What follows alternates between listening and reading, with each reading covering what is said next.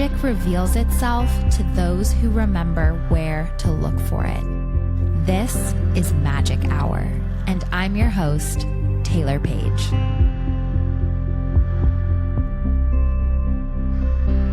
Welcome back to Magic Hour, my loves. Taylor Page here.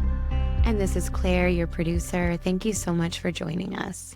So this is an episode that has been a long time coming and has been requested by the hummingbird community for a long time, which is all things love life.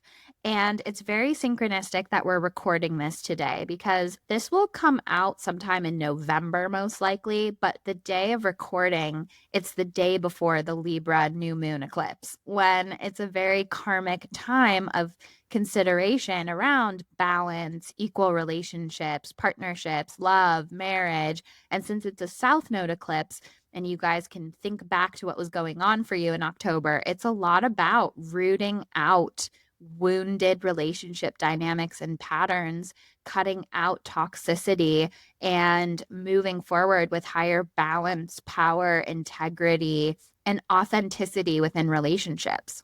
Yeah, which can be such a hard thing to tackle, you know? I know for all of us, it's like we'll stay in something that isn't working for longer than we probably should because it can be so hard to detach from those things. And then I feel like when you're on the other side of it and have done some healing, you can really see how it just doesn't serve you to stay in something that isn't lighting you up. Even if there's love there, it just isn't fair to you. And taking that step forward is like a promise to yourself that you can have the things that you want.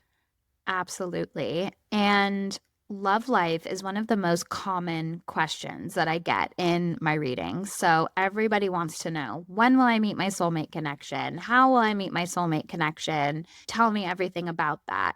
And it's such an interesting thing to detangle because working with angels, it's less about saying you're going to meet them 5 months from now and you'll bump into them at the grocery store and this is exactly what it's going to look like.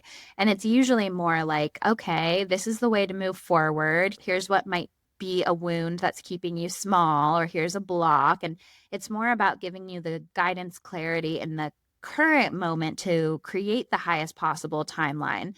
But I just want to speak a little bit about this because I think love life is an area of life that's really like a master class for us. Like, it is holding up such a mirror. We think we're healed. We think we have our shit together, but then just put another person we care about in the mix. And all of a sudden it's a completely new energy.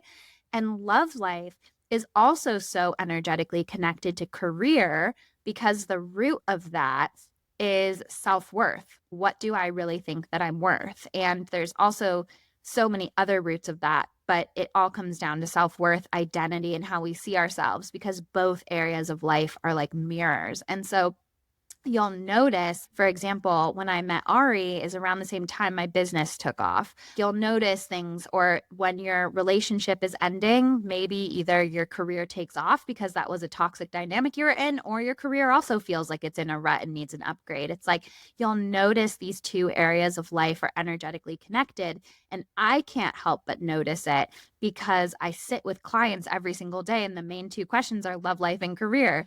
And I'm like, here's the energetic link between both. Both have a throat chakra block, or both have this, or both have ancestral wounding around scarcity consciousness. And it's really interesting to draw the parallels. Yeah, I mean, I definitely relate. I feel like those are my two questions every time we have a reading. Everyone. Those are two like really important parts of life, how we spend our life and who we spend our life with. I think we've really been conditioned to feel like, okay, I need to find a partner and have a marriage and live happily ever after and all that stuff that we've been fed. And while I still think that's so amazing to find someone and find love, like it's such a beautiful experience to be in love with someone and to have a partnership. I also think sometimes we overvalue that and undervalue friendship. Like for me, I have struggled quite a bit in my journey finding a partner, and there's been a lot of misses and a lot of time with nothing. And because of that, I have learned about myself and who I am so deeply. I've been given the opportunity to define my own edges and not define myself by somebody else's expectations of me. And I've had this space to give so much to my friendships. And what I have is the most beautiful community of people who love me and lift me up and support me. And it's like this anchor that no matter what's happening in my love life, I have those people. And so I think that's something to focus on as well. Like finding love and that partnership for sure. And we want those things, of course, but don't put that on some sort of pedestal like that's the end all be all way to be happy. It should be a cherry on top of your already rich, beautiful life. So well said. And there's so much that I want to respond to in there. One is it's a very common theme that I see in my readings of women at a certain age who start to feel panic that if they don't meet somebody by this time period, they're going to be alone forever. And I feel like there's something so biologically engraved in us. Of course, biologically, it's like reproduce and things like that. And there's a body level pressure. There's also a societal pressure. Every narrative is, and they got married and lived happily ever after. But I love what you're saying. First of all, spoken like a true Aquarius to the point about friendships and community, because that's literally Aquarius rules those things.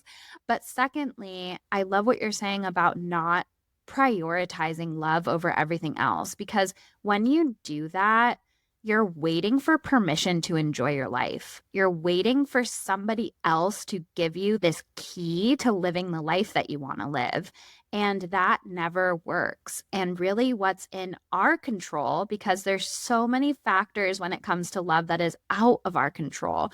You might meet your soulmate connection or a soulmate. I believe we have multiple soulmate potentials in this life. And the narrative that we only have one is a patriarchal narrative to trap women in uneven relationships that drain their life force. And they feel like they'll never meet a soulmate again if they don't stay. So, when you meet a soulmate connection, the road doesn't end there. Do they choose to grow with you? Do they choose to love you and support you? Free will is such a big part of this. And so, I think it's so important to not think of it like I can't love my life. I can't do the things I want to do until I meet that person. That's so true. And it also creates this pressure on the partner. And I've definitely felt myself doing that, where it's such an ecstatic feeling to meet someone and love them and feel in love. And often when we're wrapped up in scarcity consciousness around it, which has happened to me because it just hasn't been an easy thing that's flowed to me. Like it's been a lot of space in between not meeting someone. So then when I do meet someone, I feel this like desperate fear about, oh my God, please don't go away. It's got to be you. Please let this finally be the person I've been waiting for. And putting like almost all my happiness on them because they do give me happiness. And so I think that just puts so much pressure on the other person. And even if you're not saying those things, I think energetically they can feel that and Yeah. feel like, oh my God, I make this person so happy or they're so lit up around me. Like I have to deliver for them that happiness and be their world. And again, it's that can be a part of it. Like they can be your world in a sense. But you also need to have your world that's rich and full and taking space to find yourself on your journey instead of just rushing from one relationship to the next to fill that hole or fill that quota, I think can leave your partnership missing the fullness of you. Absolutely. And it's interesting in there, you touched on that emotion of desperation. And desperation is a messenger. It's not who you are. You aren't just a desperate person. You aren't powerless. It's these are messenger emotions showing you avenues to choose yourself, to lean into deeper healing, et cetera, et cetera. And there's just so much to say about this topic. So I'm really trying to decide where I want to go next. But I wanted to say that, first of all, it's our job and responsibility here and now to create a life that we love, that lights us up. Because even if you met a soulmate connection and got married tomorrow, goddess forbid, they might pass, something might happen. That's not a guarantee of happiness either. And I think our brain always has the grass is always greener syndrome, where it's like we want whatever we don't have. But I sit with plenty of married couples who are like, I cry myself to sleep at night. I feel so alone. It's like truly, it's our responsibility to build a life that we are in love with. And that will be the most magnetic attraction for love to come in because right away, we will be able to identify, is this in resonance with the life that I built, or is this dimming my light and taking me down? And that is just so important to remember. Yeah, it's so true. And I've seen that in friendships as well, where it's easy for me to project and think, oh, wow, how lovely to have a partner and have someone to kiss and cuddle and spend my time with. And then sometimes you hear them talk about it, and I realize, wow, I am so free right now to pursue what lights me up, to spend time with the people that light me up, to go on my own little solo adventures and find myself and lose myself again. There's no expectation on me to fulfill someone else's demands. And not to say that that's the only way to be in partnership. I believe there are very healthy ways to be in partnership. But I think what you said is so true. Like, we need to create that healthy standard within ourselves and go after a life that lights us up, spend time with people that inspire us and lift us up.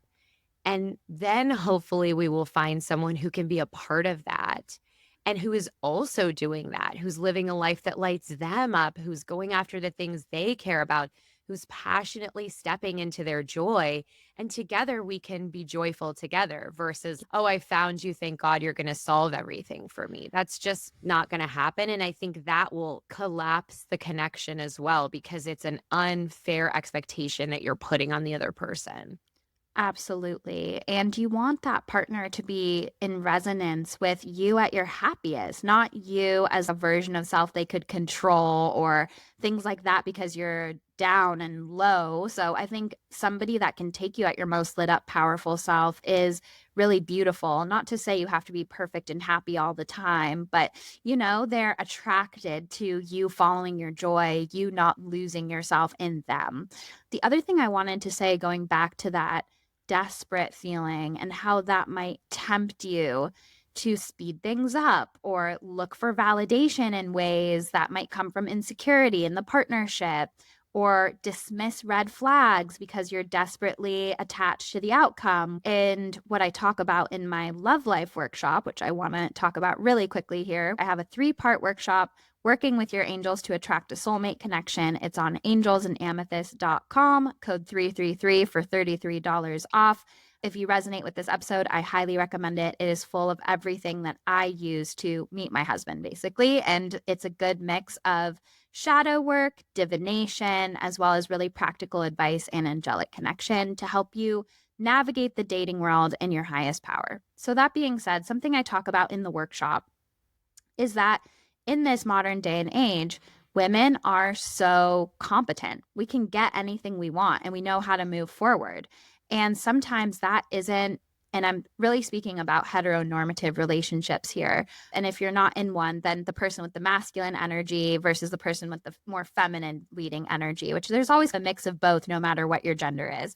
But I find that it's very, when you're in the mode of desperation, it makes it so urgent for you to get the confirmation. And it's so hard to release the reins of control because we want it so bad to be true.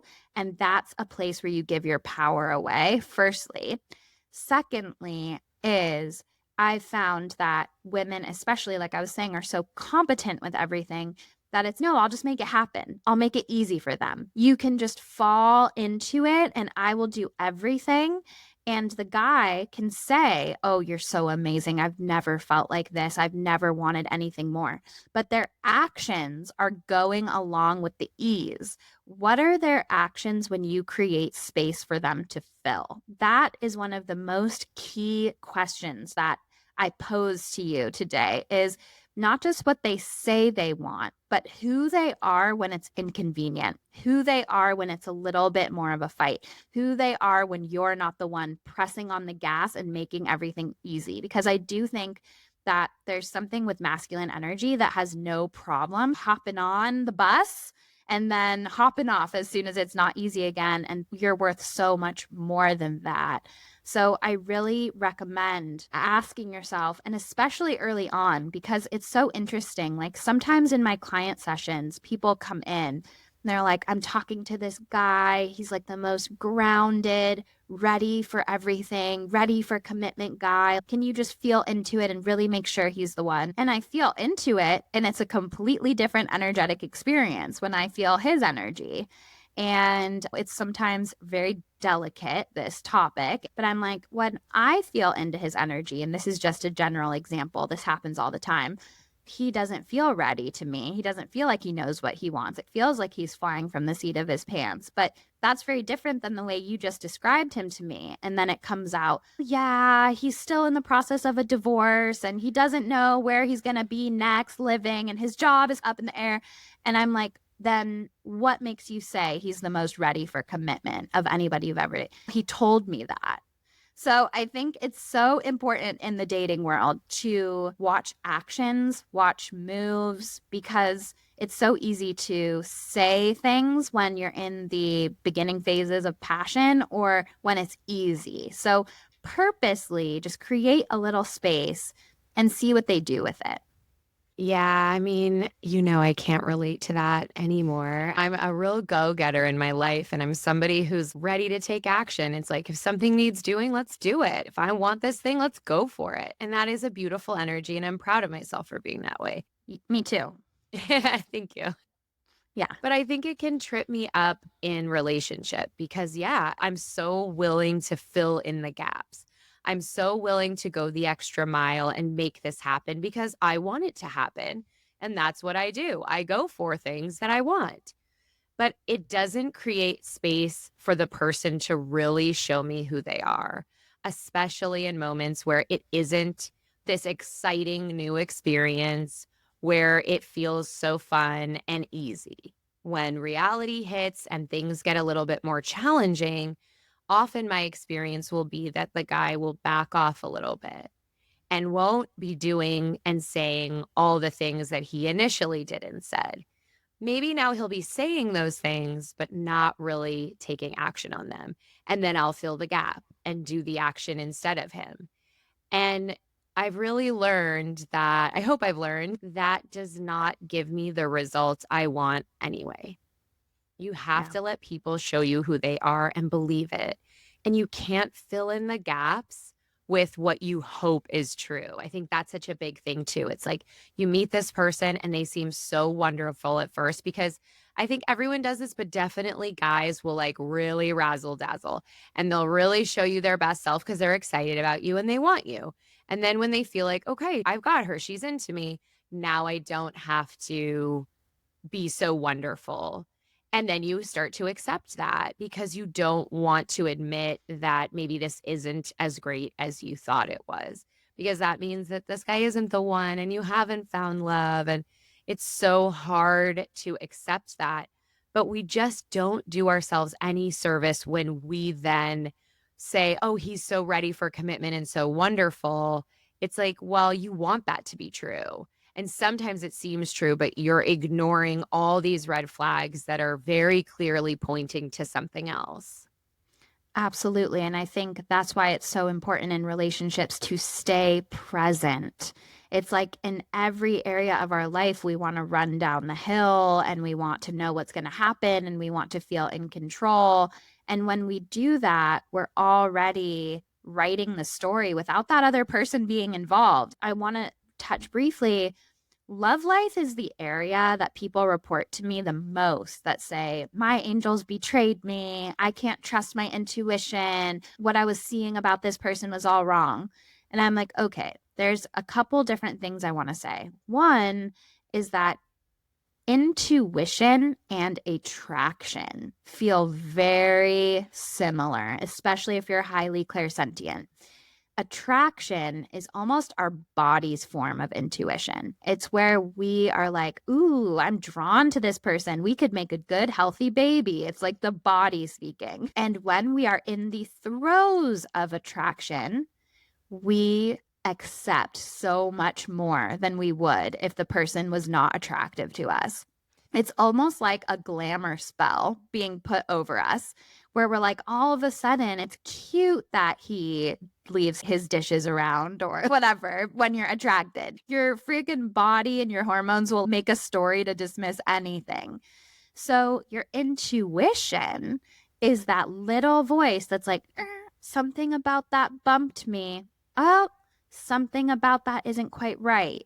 And what I talk about in the workshop is this moment that happens in a relationship where your intuition knows it's done, where it starts to get cheapened from what it was, where it starts to go downhill. And from that moment on, your head and your heart are in a debate, and your logical mind is trying to talk over what your heart already knows to be true. So, your intuition was actually never wrong if something worked out. You weren't listening to your intuition, you were listening to attraction.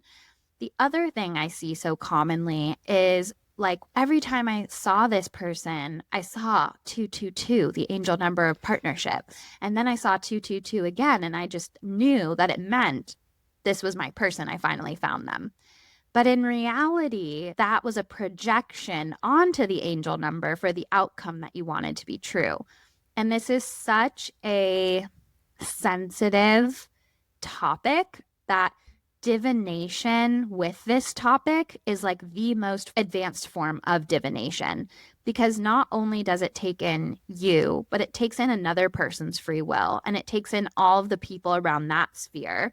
And there's a lot of complicated energies, and it's very tempting to fall into pulling tarot cards until you get the one that you want about this person. I mean, we've all been there. Like, I remember before I met Ari, I would pull cards for every single person I dated, and it would be like the Tower, Death, like Three of Swords. And I was like, I think this means that we'll grow and evolve together, and then those versions of selves will really work out well, and we're going to really push each other to grow. Do you see what I'm saying about how our hormones of attraction will just override intuition and the messages from spirit? It's almost like the image I get is in a cartoon when like a character has heart eyes and they're just like da da da da da, like following another character. It's like our angels and guides can't get through to us when we're in that state, and we're just going to be stupid.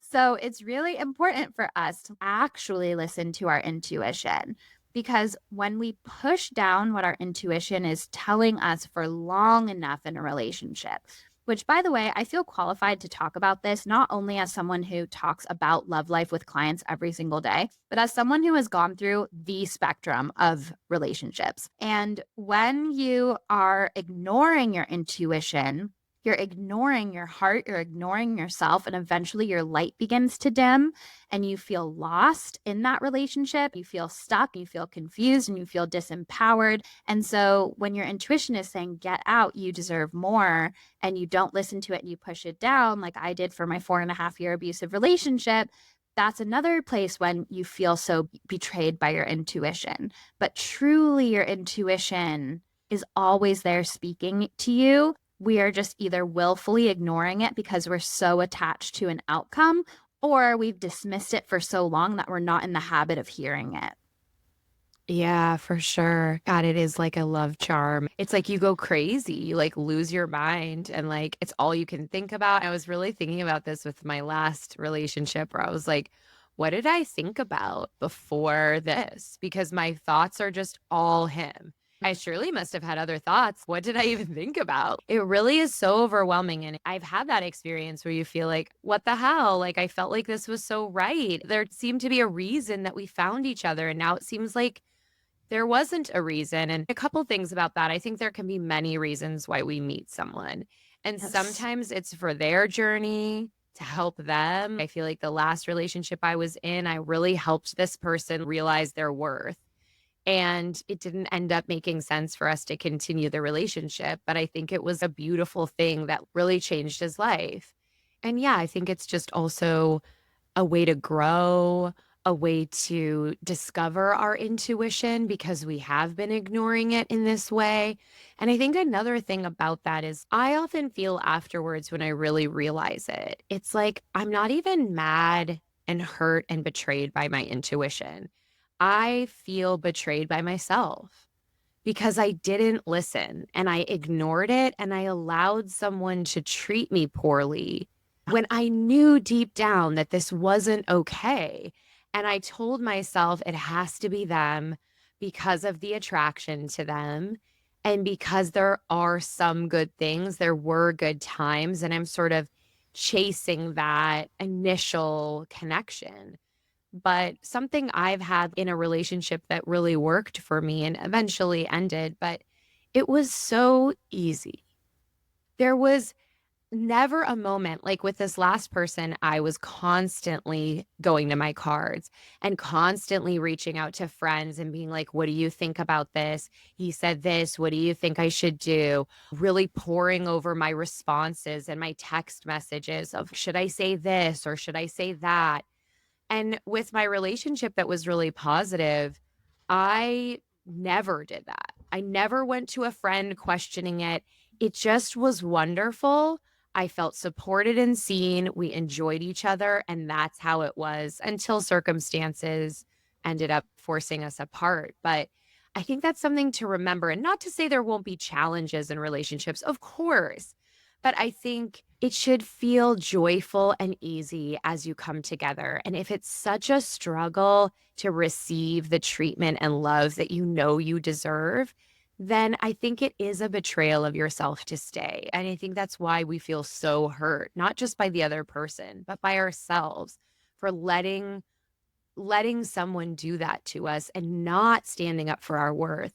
And that can be a reason you met someone to finally have that wake up call of no, I do deserve to be cared for and loved and seen and cherished and celebrated.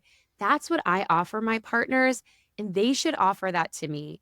And no matter how cute he is, it's not enough if he is not making you feel that way, or she, if the partner is not making you feel that way. Here, freaking here. So well said. I'm just like back here, just like dancing as you preach, preach. What was coming through as you were saying that is if you don't love yourself enough to honor yourself, the mirror of your relationship is going to mirror that externally. And if you can deny yourself your needs, your power, your voice, your authenticity, then that is for sure going into the reasons of relationship. Again, we project what we want to be true. Our reason with this person is we're going to be married and have kids or XYZ. But that's so programmed into us. There are infinite reasons that we might be attracting that person. You might be a wake up call for that person, as I know Claire was for her last person. You might be learning a lesson and trusting your gut the first time. That's a big one that I see in my readings is actually that little moment I talked about when you know it's over. How can you call it a little sooner and feel in your worth and power enough to do that? That's a big lesson I see. Maybe you were learning to speak your full truth. Maybe you were learning some of the things that work for you and some things you always wanted, but then you realize actually this doesn't really work for me. It's like every single person helps push the ball forward in our own personal growth and also their growth. I also really loved what you said about it feeling easy with that partner. And that's like totally been my experience with Ari. It's, yeah, life hasn't been easy. We've both lost a parent together very early on in our relationship.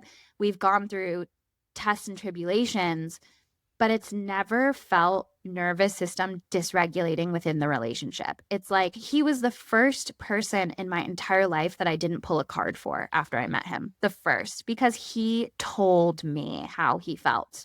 I didn't have to guess. He filled in the blanks himself. We had good enough communication that I remember there was a time really early on where I was like, so are we boyfriend and girlfriend? Or I was like asking him that and he like got spooked because he knew like the next person that he was going to be with would probably be the one. And we were like pretty early on.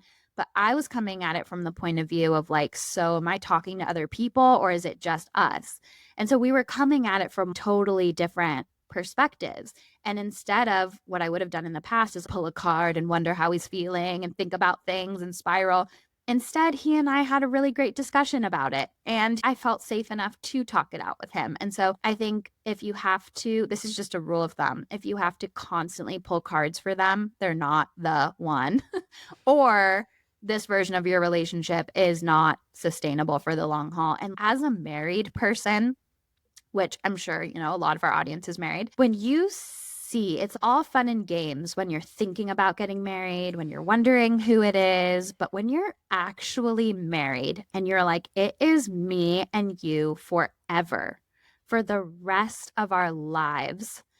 I look at some of these patterns that are happening in relationships and I'm just like, that is not going to make the distance. I'm sorry. That is not going to last 30, 40, 50 years. I'm sorry, but and why would you want it to? That's the other thing that I talk about is the grass is always greener thinking is so dangerous. It's one of the biggest thieves of our joy in this life. Instead of just enjoying the magic of exactly where we are now and being so sure in our subconscious that life has got our back, that rejection is protection, and that what is meant to be ours will be ours, like coming back to that place. But once you meet your person, you never get singlehood back.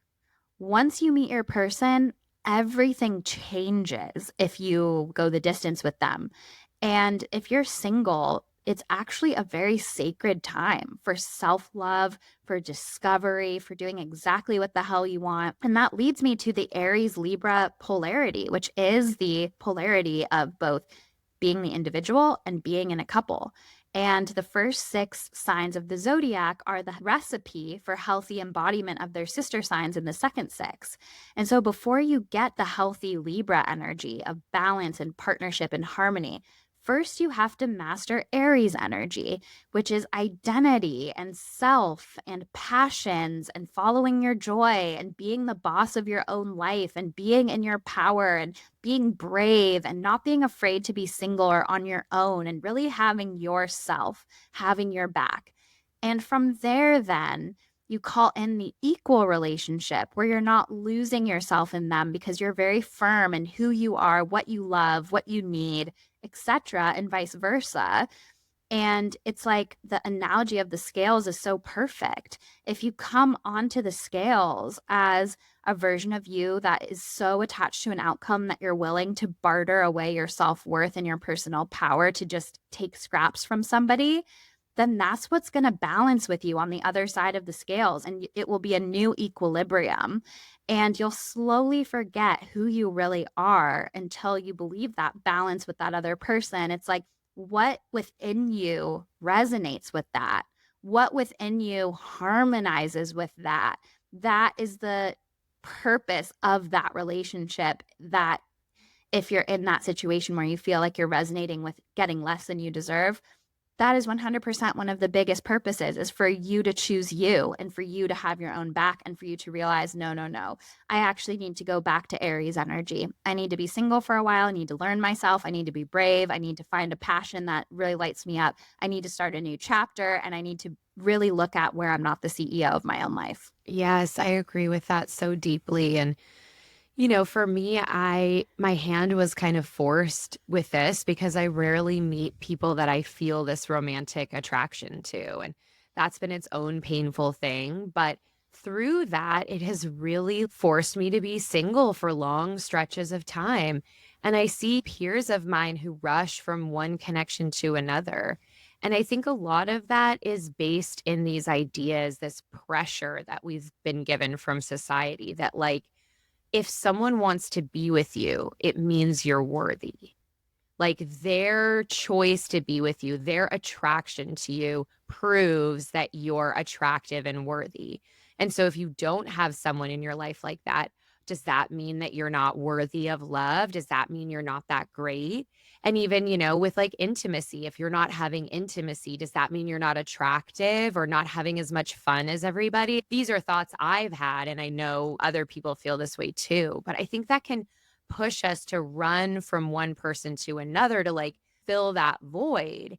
And because that doesn't satisfy me to be with someone I'm not attracted to, I don't do that. And like I said, there's been some sadness over the years with it. But I think what I've realized is that it's given me the opportunity to find my own worthiness. Other people's opinions of me, whether or not other people are attracted to me or find me interesting, isn't the basis with which I weigh my self-worth. I have found who I am and I love who I am, whether or not other people enjoy me, whether or not guys are into me. And, especially for me as a cis straight woman who dates men, I think I finally came to the realization that I was like, why am I putting so much weight in a man's opinion of me? A lot of these men are lost at sea. Like, who cares what their opinion is? And like, why am I not weighing my opinion more heavily than theirs? Without that space to find yourself and grow and connect with people from your own place, I think you lose that opportunity. And I think then you'll choose partners that maybe don't serve you because you just want a partner versus Yeah. really being open to finding someone that actually complements and lights up your world, not just anybody who's willing to be with you. Absolutely. And you'll just keep attracting the same experience until you choose yourself and get the lesson. And Mhm. that's why sometimes things keep happening the same exact way. And it's probably teaching you that same lesson of trust yourself sooner, or watch their actions more, or stay firm in your baseline of what you need in this relationship. This brings me to if then thinking, which is one of the biggest downfalls of people with brains that think is if this, then this. But if then thinking is all a projection. If I was worthy enough, then the external world would meet me this way. When who says that? Nope, just your mind, your shadows. It's if then thinking is like our abusive inner voice trying to nag us and bring us down. And sometimes you might have a person on the external world that sees things the same way as you. And yeah, they do text you because they like you, or things like that do fit into the if then thinking. But we can torture ourselves so much, especially within relationships with if then thinking, because it can go either way. You might think that somebody is more invested than they are because they're doing things that you project that meaning onto, or you might think that they don't care about you because they're not doing the things that you're projecting onto them. And that's why assumption is like the main name of the game with if then thinking. And it's so important when you're in the dating world to really look at, is this grounded in truth, communication, and clarity, or is this a projection based off of my own experiences? And even if you're in marriage and partnership, the if then thinking, it doesn't go away. And so I think if you're like, they wash my car for me once a week, that means that they want to be my boyfriend, or we're really close to being engaged. It's like, no, no, no. And they might be seeing it completely differently. And so it's really important to just communicate, communicate, communicate. And a good recipe for that, especially if you're hurt, is this is what happened. This is how it made me feel. Was that your intention?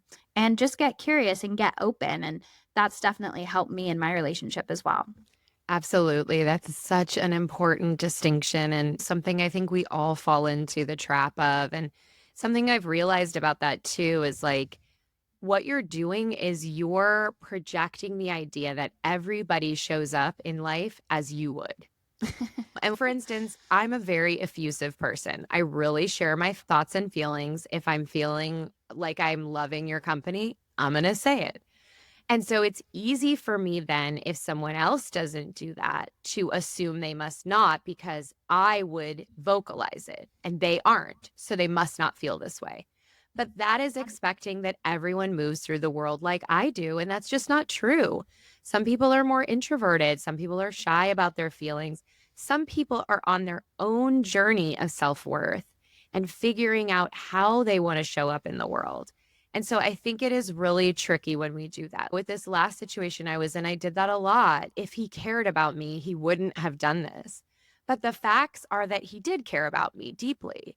And he did that for other reasons. And it happened for whatever reasons. And I think I just caused myself more pain and jumped to that inner villain story of no one's going to love me. I'm not worthy of love. And see, I thought this person cared about me and they don't even care. And it's like, whoa, whoa, whoa, whoa, whoa. And I Uh-huh. think that does come back again to actions and communication. I loved that tactic, like you said. This is what happened. I heard someone else say, this is what happened. This is the story I'm telling myself about it. I think Krista told us on the throat chakra episode. I think that's episode either 110 or 109, somewhere around there. Check it out. Great episode. Yes, Krista is such a wealth of knowledge and Yeah. light. And it's so true. I think that's a nice, like, neutral way to say it. Doesn't put the onus on them, like, "You did this to me. You made me feel this way." It's just like, "You Yes. did this happened, and I'm telling myself this story. Can you help explain where you are coming from about that?" And communication is just everything. I think we can really build up in our minds what we think someone is feeling and thinking and how it's going. And then often when you talk face to face, it's usually that's not the case, or you're able to navigate it and get clarity one way or the other. And then you're not in your head spinning stories. Yeah, absolutely. Absolutely. And I think another good rule of thumb for navigating the dating world or partnerships in general is, am I motivated by love or fear in this action? Because when I was in my really toxic relationships, and I'm saying toxic, and I was not perfect, okay, you guys, it took me a second as a Scorpio to figure my shit out. Okay, I feel very strong emotions, and I was very insecure, and I was very not in my worth or my power. And so everything I'm speaking here is not a holier than thou thing. It's literally what I learned in the trenches. Okay. So, in some of my toxic relationships, I would do like the nicest things, but they weren't from a loving place. They weren't because I genuinely wanted to do them. They were from a place of, now I have control. Now you will never want to leave me because you see how great I am. And so I think it's really important to distill it down moment to moment. Am I texting this person because I genuinely am excited to hear from them and want to connect with them and feel lit up about them? Or am I texting them because I'm scared that they won't text me if I don't text them? Or am I texting them because I'm scared of what will happen if they don't? Another example, and this is on the far opposite side of the spectrum, is I've seen this in my readings. Am I having a baby with this person because I genuinely am excited to bring a life into the world with them? And I'm so excited to be a mom. Or am I having a baby with this person because I'm scared that the relationship won't make it if there isn't a kid? And so, everything, I mean, there's so many layers to the energy of this, but just distilling it down to, is this action motivated from love or fear? And moving forward, and not even in partnership, but in the day to day, am I doing this because I genuinely feel lit up by it? Or am I doing it because I think I should, which I heard somebody say should is could with shame over it. And that blew my mind. I don't Yes. know who I saw. It was like a random reel. So I definitely don't take credit for that. It was some psychologist guy. The other thing is moment to moment in every area of life, co creating with love. And that is the pathway to a life of love. And that doesn't mean I'm doing this to try to control an outcome, because that's if then thinking. If I heal, if I do this because I quote unquote love it, then my soulmate will come in. That's not what I'm talking about here. That's more in alignment with control and desperation. That's also motivated by fear. It's genuinely, without attachment to outcome, step by step building a life that lights you up and that you love. And I was just saying this to a client the other day, that if you do that, you've won in life. It doesn't matter if a partner comes or not, because you're living a life that you genuinely love, not in hopes for another person to see that life and then choose you, but because you genuinely love it. And then the partnership just becomes a cherry on top. So when we are at our vibration of love, that is the version of our puzzle piece that fits our soulmates. There is no one roadmap for one person. Everybody's different. But I think the overall thing I can say is create from love, from a genuine lit up place, because there's such a dangerous narrative in wellness world that's like you have to be perfect and healed to attract your soulmate connection. But that's more of that if then thinking. And it gets people so burned out because they're like, I've done the workshops and I've done the cord cutting and I've gone to therapy. So why isn't my partner here? But it's like, that's the if then thinking. If I take this workshop, do this forgiveness work, go to therapy, then my soulmate will come. That's still holding the reins of control from a fearful scarcity place. And so, what has happened in the dating world is it's become so cerebral, like I was saying in the beginning. And we're not actually moving from love anymore. We're moving from a calculated, strategic place that we think will bring us love. But in reality, love comes from the heart. So, we're analyzing everything. We're looking for patterns. We're looking for ways that we can get more healed. When sometimes it's just about taking a step back and saying, do I love myself? Do I love my life? Am I having fun day to day? Am I enjoying the journey? Because as cheesy as it is, that's literally what life is about. And if we're not in that vibe, then we're giving our power away to what the idea of someone outside of us would want from us, or giving our power away to the idea that we need someone else to give us permission to live the life we want to. And I know I'm being a little repetitive from what I said in the beginning, but it just feels really important to also frame it this way. Yes, I love so much of what you just said. It's just so true. And when we compromise ourselves to try and get this person to love us, like I feel like I'll really do that where I'm just like, if I am just even more wonderful, then they'll want to stay with me, you know? And like when we do that, like you said, we're not our highest vibration. And so then this person can't even find us in there. They're not seeing our true self.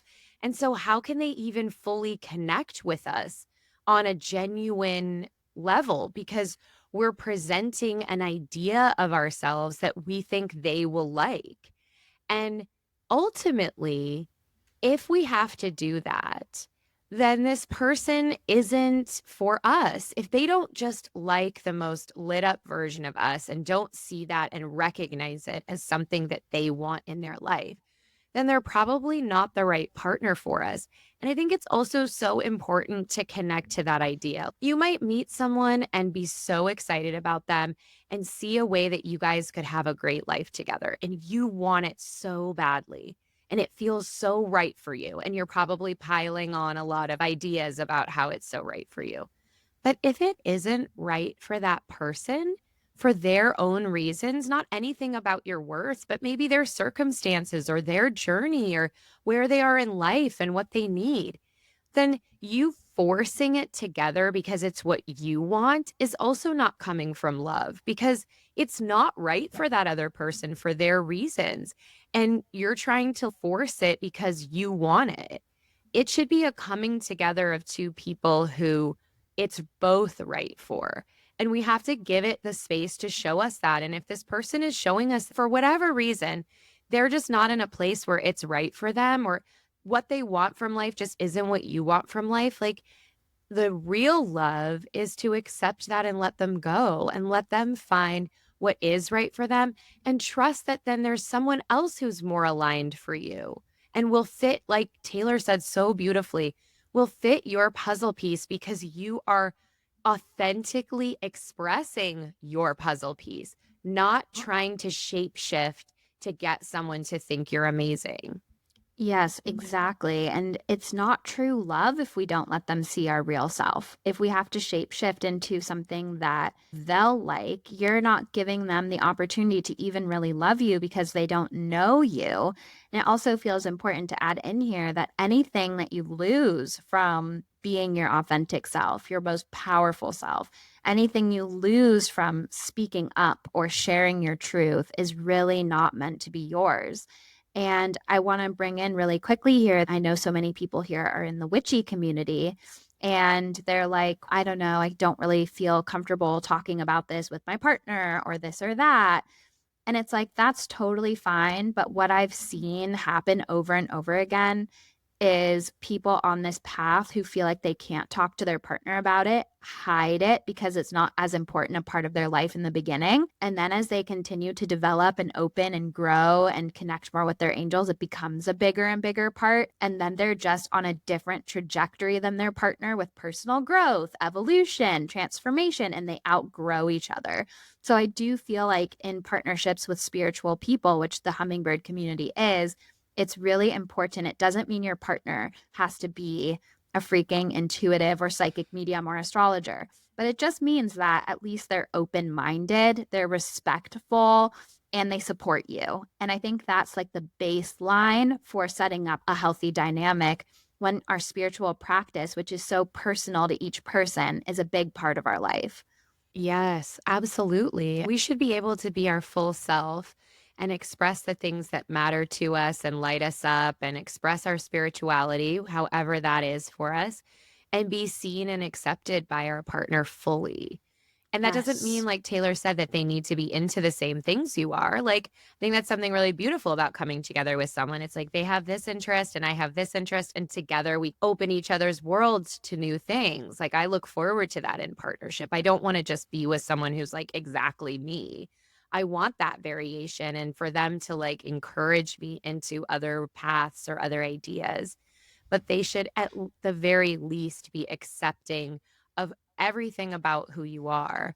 And I think that's also something for us to look at. Like, I had this with my first boyfriend, and I've seen it in my friends' partnerships too, where I was doing this with my first boyfriend. It was like I was so in love with him, but I did have a lot of notes.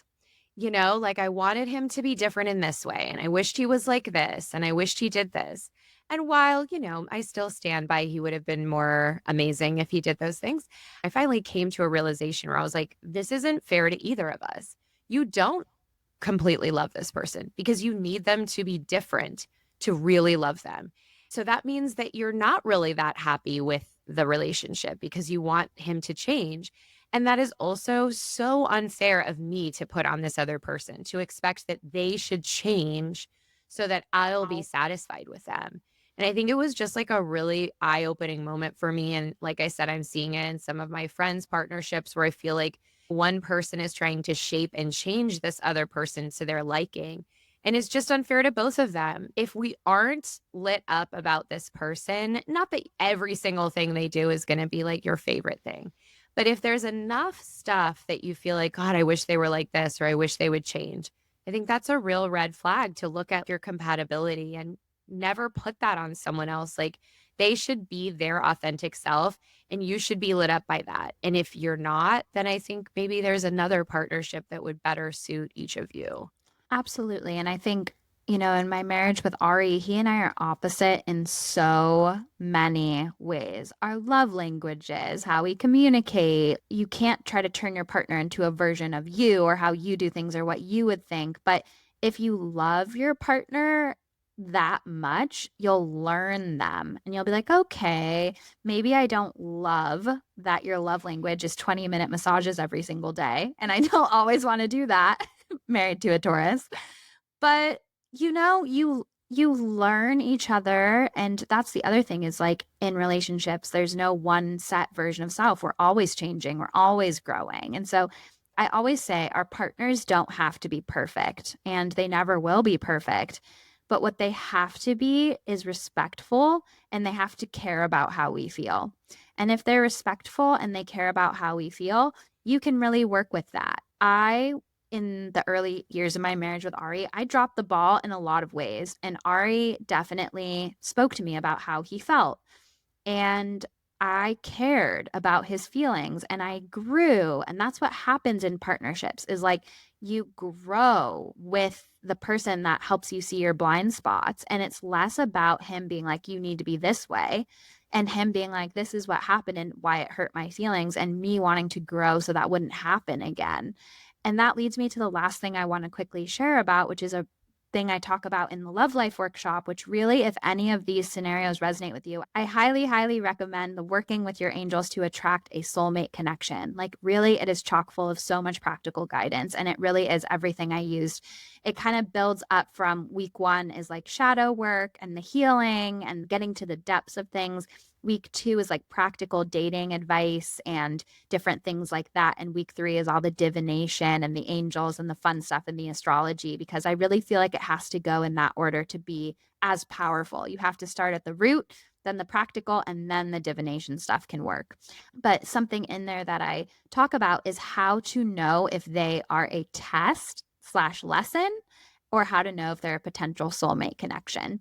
And it really comes down to the three pillars of personal power, which are self confidence, self respect, and follow through. When we are in our personal power, we keep our promises to ourselves, we respect ourselves, and we feel confident that we have our own back. So, those are just the three pillars. And how we know somebody could be a potential soulmate connection is that they also pass the test of the three pillars of power in your dynamic with them. They respect you, they make you feel confident, not tear you down, and they do what they say they are going to do, follow through. and they also care about your feelings. And if those are met, then you really have the potential for a soulmate connection on your hands. And if they are not, they are a test or a lesson here to get you in the vibration of your highest power.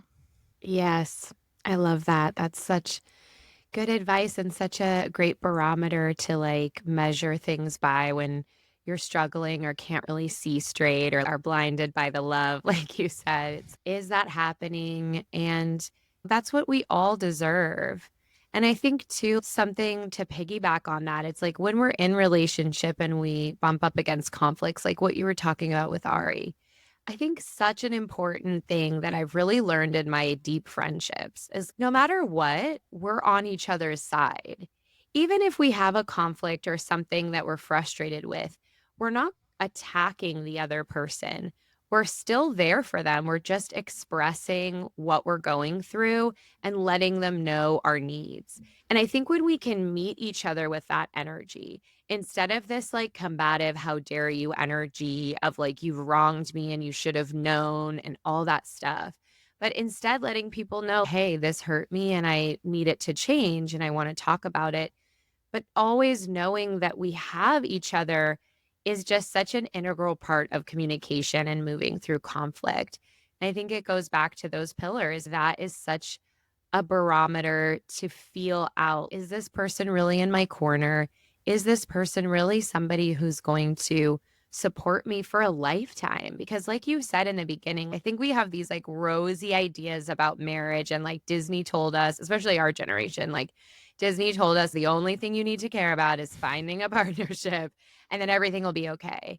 And I don't think that's true. I think marriage brings its own complications and challenges, and staying in something like that for a lifetime takes work. And I mean, it shouldn't necessarily feel like work, but it takes effort and your love and attention. And knowing that and going into it with that, I think is really can help create a lifetime of love that supports you and lifts you up and supports your partner equally. Absolutely. And in many ways, it's once you're in a committed relationship that the work actually really begins. It's when you are no longer in your honeymoon phase, being your like sparkly version of self, and you're 2.5 years in and you really see like the veneers come off. That's when the work really begins. That's when you start to reparent your inner child and heal your shit and look at deeper things. Nothing grows you like a relationship. And that's a good thing. And that's the point of them. And this is just such a layered topic. There's so much to say about it. And it's definitely something I love to talk about. I do feel like I have a specialty in love life readings. And before I got more well known, love life readings were a big offering. That was like the first thing that got me on a wait list was my specialty in love life readings. So I love talking about love. I love talking about interpersonal dynamics. I love talking about the energetic connection between love life and career and the different areas. But everything in our relationships is holding a mirror back to us. And I think that's a really apt metaphor with the Libra scales. I think it's the perfect symbol. It's like the scales can't lie. What you have on the other side of that is a balance to something within you. And either you step off the scale and say, I'm worth more, or you stay on and you're in that wounded balance or in that healthy, happy, joyful balance. So I think sometimes there can also be wounds around saying, I deserve this kind of love. I accept this kind of love. Like sometimes you might have a perfect person for you in front of you and sabotage it or ruin it because you don't think that you're worthy of it. So it can really tip either way. But believe that whatever is being mirrored to you is being mirrored for a reason. And the last thing I'll just say here is don't lose yourself. Don't disconnect with your intuition or your angels to try to hold on to the reins of control too deeply because our intuition truly, truly always knows. Yeah, trusting in that, trusting that life has you, like you said, and that people come into our lives for all sorts of reasons. And sometimes it's forever, and sometimes it's a moment, sometimes it's a lesson. And no matter what, it's a lesson. It's a way to Yeah. know ourselves deeper and know what we want deeper and prepare us even more for the next connection and the next connection. And hopefully, we all get to have these experiences of deep love, even if they aren't for forever, even if they're just for a moment. And then finding that deep love with ourself and with life. not putting it all on romance. Romance is so beautiful, but life is so beautiful. And there's so much to have in it, not just romance. And like, where can we fall more deeply in love with ourselves and our life?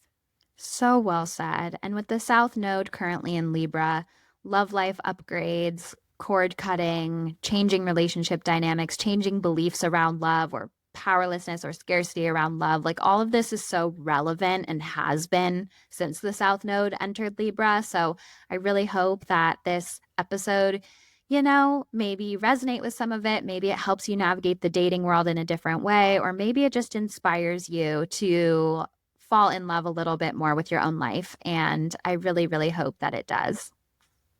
Me too. So let's transition now to sitting with spirit.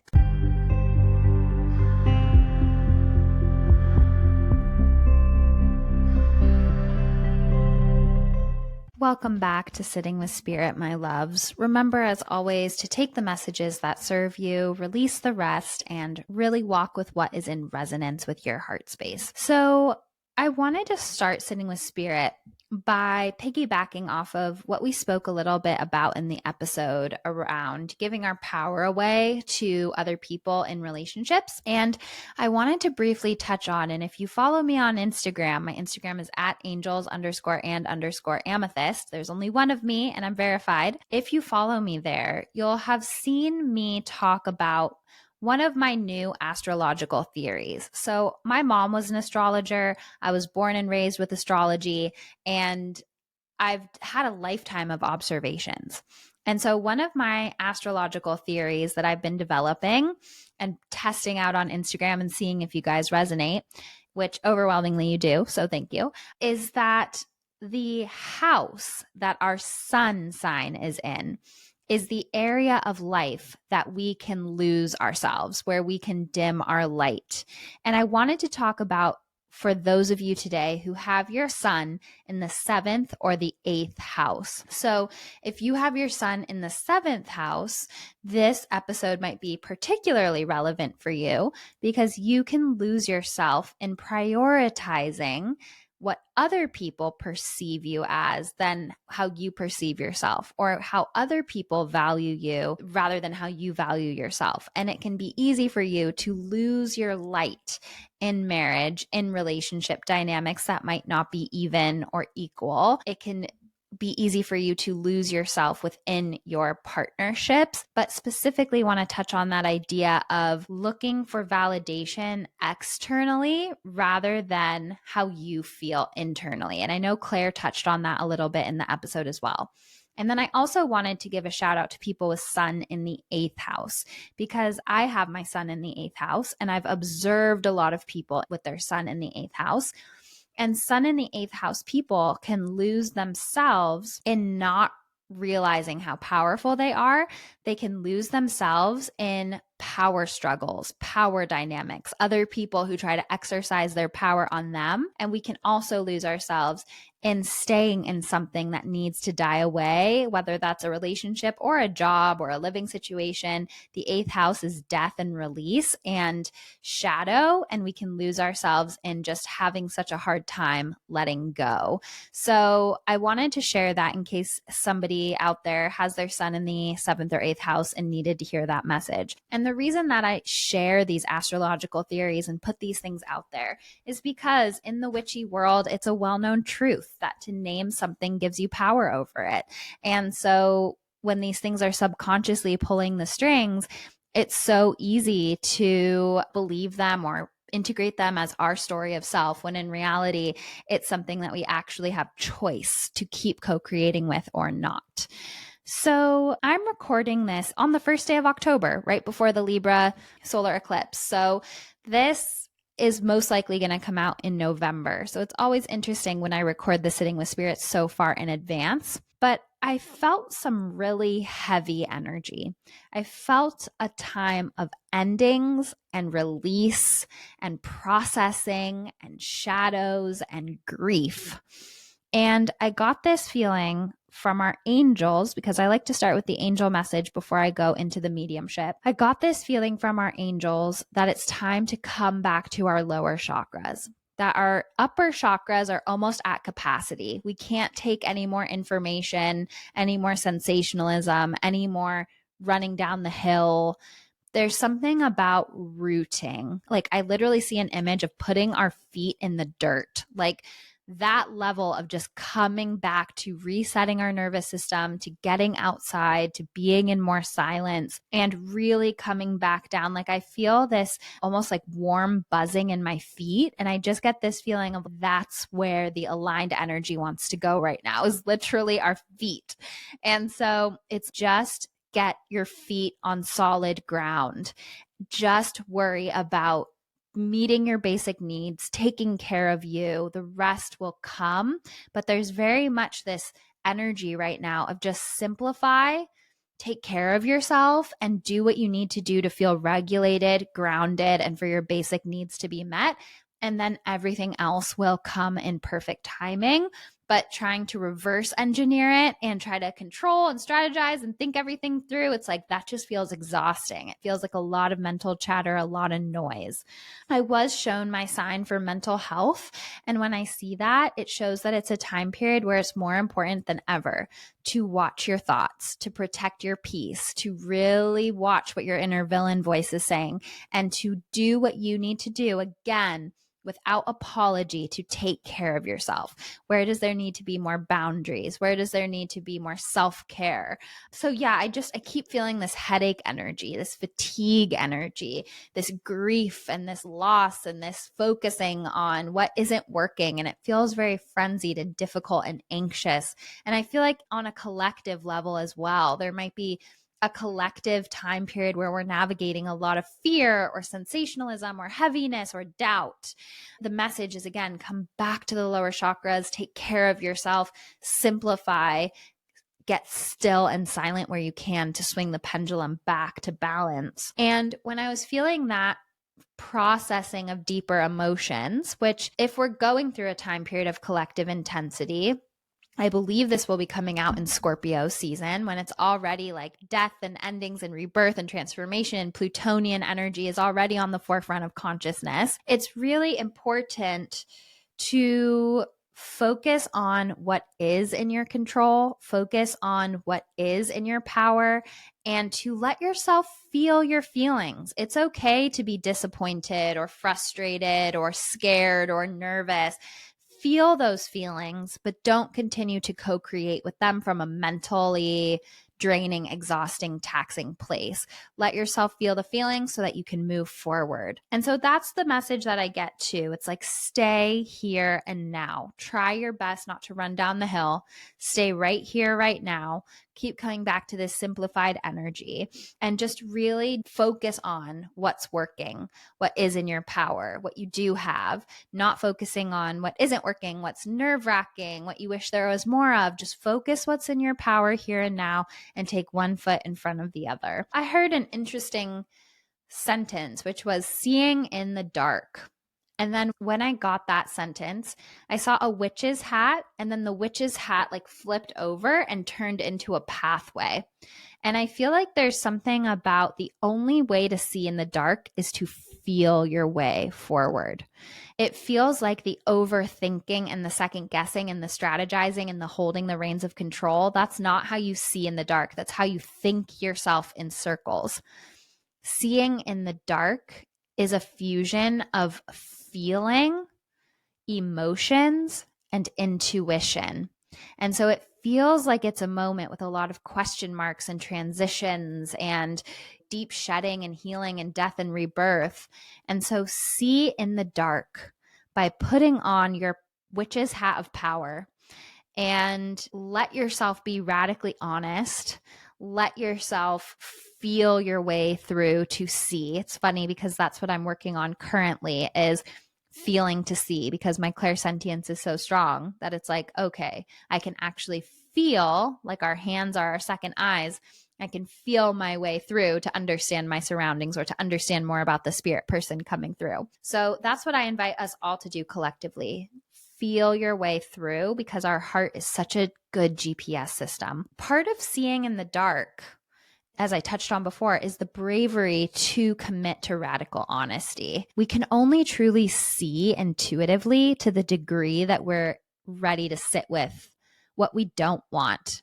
And sometimes that's what the truth is, and that's okay. Superstition, fear, running down the hill, attachment to outcomes, all of that is in the mind again. And that's not how we see in the dark. And right now, the skill set of seeing in the dark feels really important. Connection with your angels, connection with your lower chakras, connection to your emotions and feeling your feelings, connection to putting one foot in front of the other as you feel your way forward. And that witch's hat is a connection to the divine, is a connection to our power, is a connection to the witch archetype that lives within us, that is brave, that is connected to desire, that is connected to magic, and it exists within every single one of us.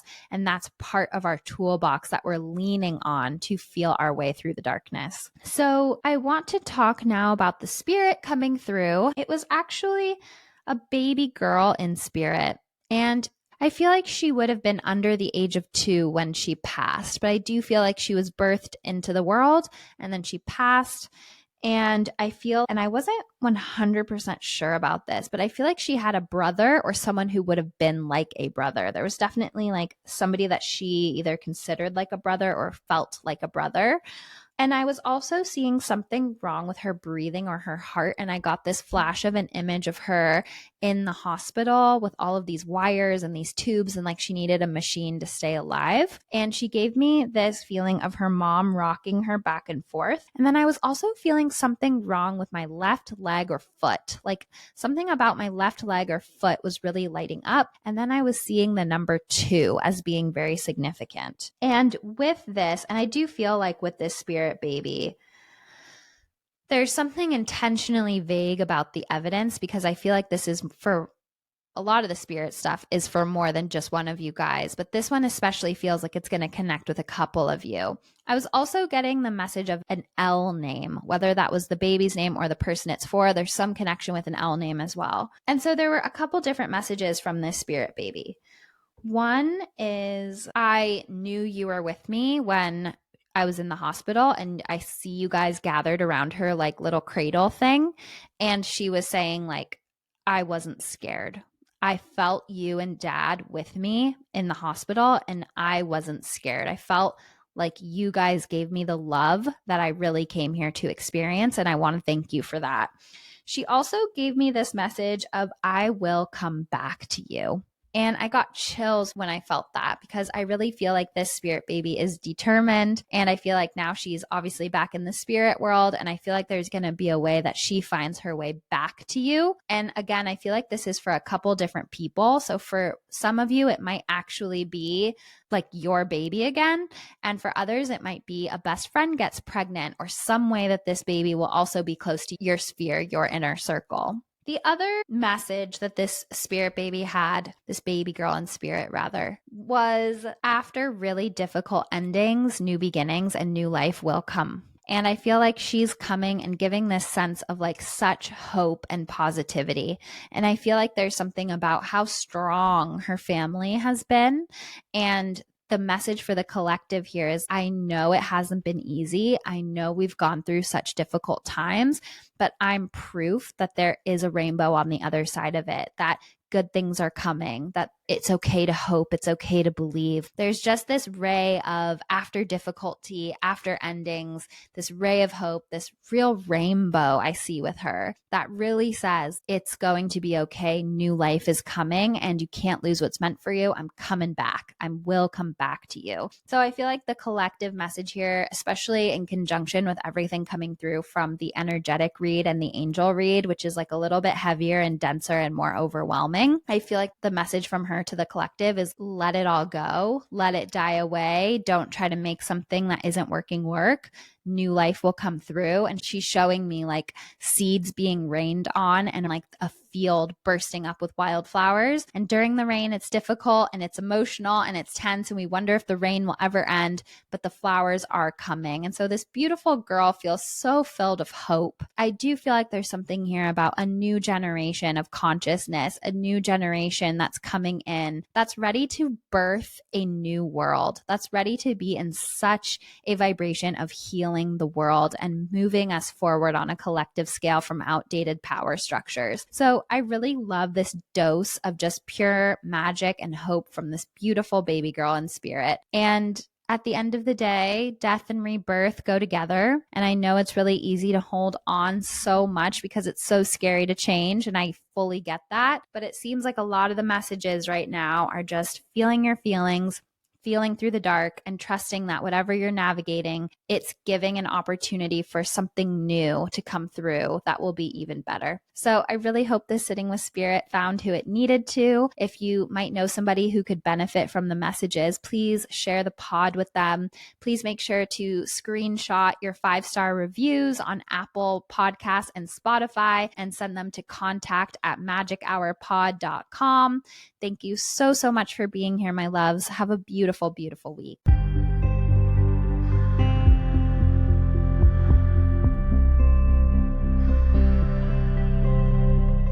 For more information on Taylor and her work, go to angelsandamethyst.com or connect with her on Instagram at angels_and_amethyst. She is the one verified account with this name and will never DM you for a reading. If you have any questions about intuition, spirituality, angels, or anything and everything magical, please email contact@magichourpod.com.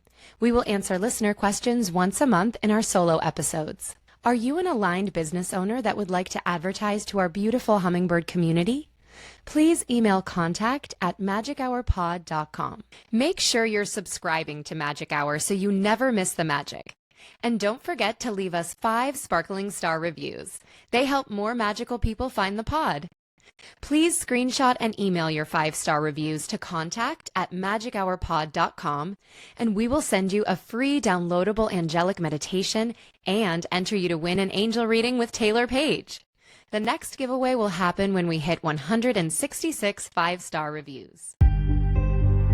Thank you for listening to Magic Hour with Taylor Page.